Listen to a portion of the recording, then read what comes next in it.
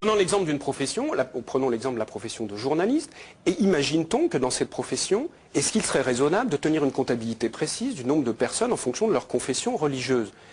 Vous savez comme moi que ça a déjà suscité des polémiques importantes, et ceux qui ont fait remarquer que parmi les journalistes, que certaines religions étaient surreprésentées par rapport à d'autres, vous savez très bien que ça a suscité l'émotion. En fait, les origines de mes parents, ma mère a des origines qui sont les juifs qui ont quitté la Grèce, et mon père, ce sont ces juifs qui ont quitté l'Espagne pendant l'Inquisition sous Isabelle la catholique et sont remontés vers le Maroc. Alors il y a l'histoire de ce père, on va y revenir, et puis celle de votre mère. Et là on est en écho avec l'actualité de cette semaine, les commémorations d'Auschwitz. Ma mère, de famille juive. Ma mère de famille Pologne. Juive quitte la Pologne, va rejoindre sa sœur à Anvers. Certes, je suis juif de par ma mère, puisque c'est ainsi. Moi mes ancêtres étaient des juifs berbères. Alors arrêtez.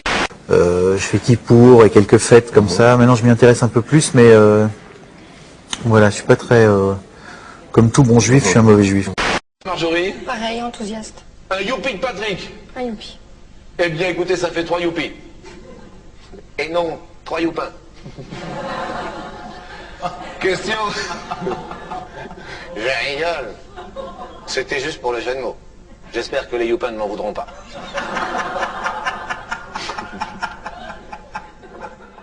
Un jour comme ça, il y a quelqu'un qui gagne et vous dites bravo, ça fait 3 youpies pour Patrick, et vous rajoutez non, ça fait 3 youpins. Donc bon, voilà, c'est le dérapage, c'est le... Vous vous enfoncez après, vous dites j'espère que les youpins m'en voudront pas. C'est là où c'est devenu un peu grave.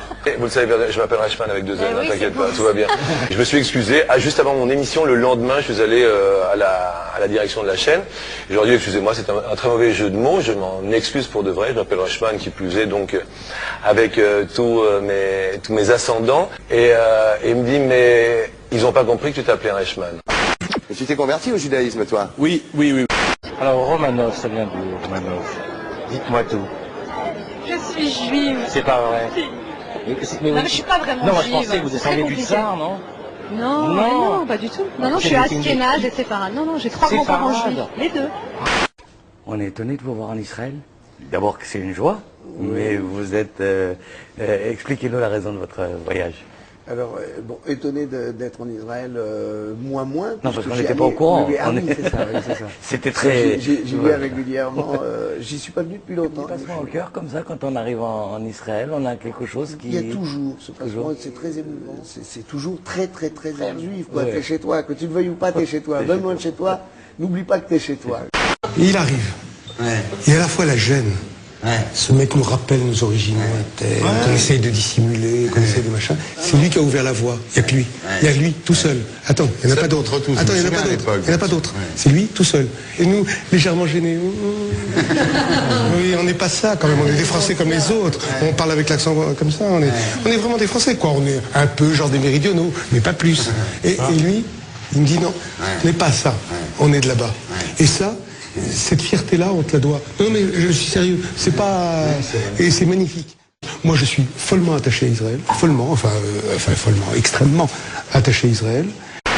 Harry Cécédou interviewé une grande journaliste de télévision, française, très belle, je répète, mais dont je tairai l'identité par pure discrétion, vous pouvez le comprendre. Eh bien, les auteurs demandaient à cette jeune femme si elle aurait épousé Yvan Levaille, pour le cas où il n'aurait pas été juif comme elle. Ben voyez-vous, cette jeune femme a répondu que non, qu'elle n'aurait probablement pas pu tomber amoureuse d'un non-juif. Oui. Plus en arrière, c'est des origines juives. Oui, mais vous savez, oui, du côté de mon père, forcément, parce que vous savez, on dit que toutes les familles qui ont un nom de ville, Zurich, Berne, Lyon ou d'autres sont d'origine juive polonaise, qui était le cas de ma famille paternelle. Vous êtes juif? Mais les juifs, tu sais, ils ne voulaient pas s'expliquer non plus. Moi, je leur disais, mais pourquoi? Ils disaient, oh, on est le peuple élu. Je disais,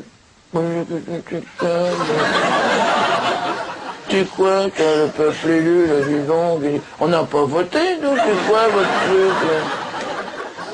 Et nous, on est quoi alors, de la merde? C'est une responsabilité d'avoir une émission en direct. On vous fait confiance et j'ai pas réagi au bon moment pour l'arrêter là où j'aurais dû l'arrêter et je pense que c'était une erreur professionnelle. Même dans l'hebdomadaire Le Point, on avait dit « Je pense que le fait que je sois juif est à ses yeux, aux yeux de Dieudonné, un facteur aggravant ». Vous pensez ça vraiment? J'en sais rien objectivement.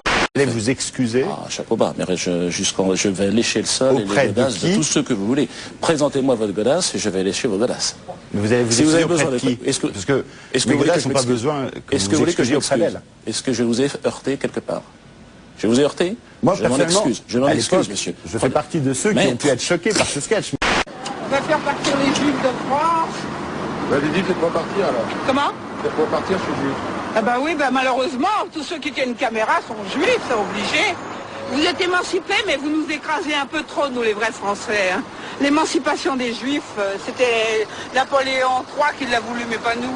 En 1808, il a donné un territoire, un os à ronger aux juifs en Algérie. Et nous, maintenant, on nous accuse d'avoir occupé l'Algérie. Tout ce que font les juifs, c'est pas les Français qui le font. Vous êtes trop juifs en face de moi, la face moi sur votre tête. Je crois qu'il faut en parler librement et simplement. C'était un moment où on expliquait qu'il y avait une surreprésentation des juifs dans les médias audiovisuels. Et le pouvoir, il est où le pouvoir?